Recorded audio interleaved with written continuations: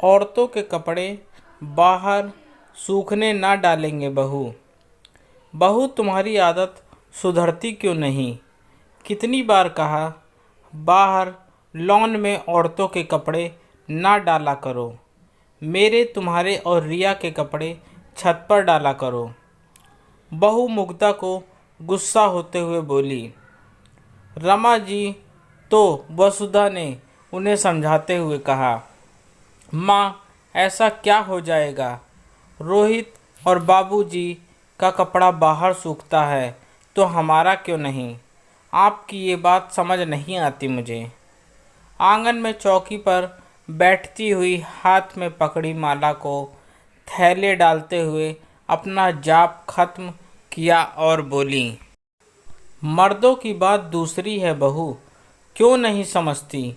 घर में कितने आदमियों का आना जाना लगा रहता है। जनानी कपड़े पड़े हों आँखों के सामने, क्या शर्म नहीं आएगी। उनकी बात सुन मुग्धा हैरान हो गई। माँ, इसमें शर्म की क्या बात। क्या जो मर्द आते हैं उनके घर में औरतों के वैसे कपड़े नहीं होते जो हम पहनते।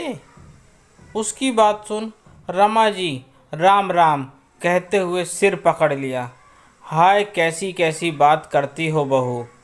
क्या मुझे जलाने भुनने का कोई मौका नहीं छोड़ना चाहती। क्या गलत कहा मैंने। हाय, हमारे ज़माने में औरतों का नहाना और उनके कपड़े, क्या मजाल कोई मर्द देख ले।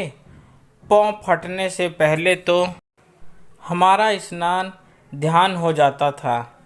सुबह चढ़ते चढ़ते तो कपड़े आधे सूख छत से हटाकर आंगन में आ जाते। जैसी तुम्हारी मर्जी, जैसा नंगा नाच करना चाहो करो। भाई हम कौन होते हैं बोलने वाली। राम राम राम कहते हुए कमरे में चली गई। मुग्धा भी रोज़ रोज़ की शिकायत सुन थक गई थी। अब राधा से कहकर औरतों के कपड़े छत पर सूखने को भेजती। काम बढ़ गया लेकिन घर में सुकून भी हो गया। रमा जी अब प्रसन्न थीं। बहू ने उनकी बात मान ली। इसमें उन्हें अपनी जीत दिखाई दे रही थी। एक दिन घर के सारे काम जल्दी जल्दी निपटाकर मुग्धा ने राधा को आवाज़ लगाई। राधा, झाड़ू पोछा खत्म कर कपड़े सूखने को डाल दे। और हाँ, आज मर्दों के कपड़े ऊपर छत पर डालना और औरतों के नीचे, समझ गई ना। उसकी बात सुन राधा अपना सर खुजा रही थी कि रमा जी बौखला सी गई। क्यों भाई, सुनूं मैं भी ये उल्टा शाही फरमान किस लिए, या बोलने में गलती कर गई बहू। मैं तो घर की मुर्गी दाल बराबर। क्या कोई जवाब देगा मुझे कि सबको अपनी मनमानी करने की आदत हो गई है। मुग्धा मुस्कुराते हुए बड़े प्यार से बोली, माँ गलत नहीं, सही बोला है। आज मेरी कुछ सहेलियाँ दोपहर को आ रही हैं तो क्या उनके सामने मर्दों के कपड़े ऐसे ही खुले में छोड़ना ठीक होगा। क्या सोचेंगी वो। इस घर में तो नंगा नाच हो रहा है। शर्म तो हम सास बहू ने कहीं बेच खाई है। इसलिए माँ आज राधा से मर्दों के कपड़े ऊपर सूखने डालने को कहा। उसकी बात सुन राधा खिलखिला के हंस पड़ी। मन ही मन सोचा, अब बड़ी सौ सुनार की चोट पर एक लुहार की चोट। मुंह दबाकर हंसते हुए कपड़े की बाल्टी उठकर जाने लगी तो रमा जी बोली, रुक, सबके कपड़े बाहर ही डाल। और हाँ, अब सबके कपड़े बाहर ही सूखेंगे। कहते हुए तुलसी माला फेरने लगी। मुग्धा मुस्कुराई और रसोई में गई। अपने हाथों से माँ के लिए चाय बनाकर उनके पास गई। तब तक वो माला फेर चुकी थी। उनके सामने चाय का प्याला रखते हुए बैठ गई उनके पास और उनका हाथ थाम लिया अपने दोनों हाथों में। माँ, माफ़ी चाहती हूँ।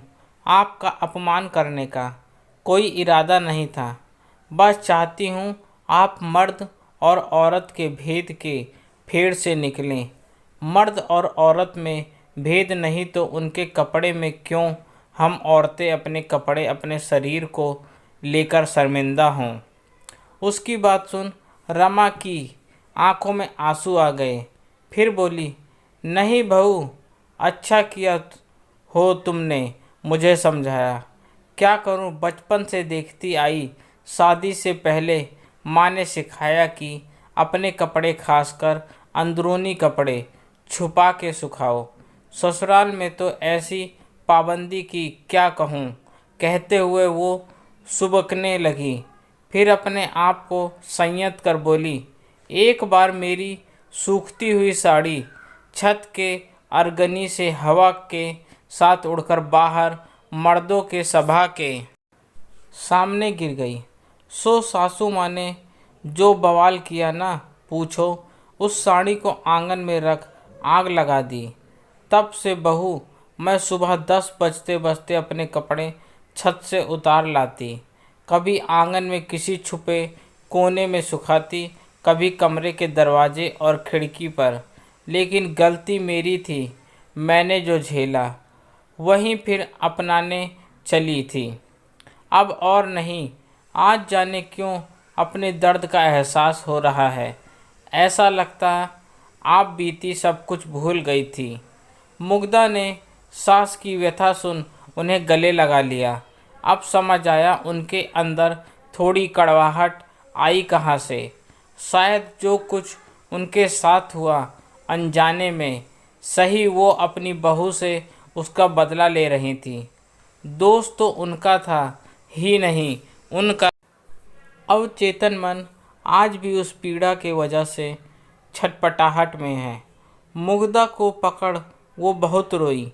शायद बचपन से लेकर अब तक की पीड़ा थी जो एक औरत और लड़की होने के नाते उन्होंने झेला था।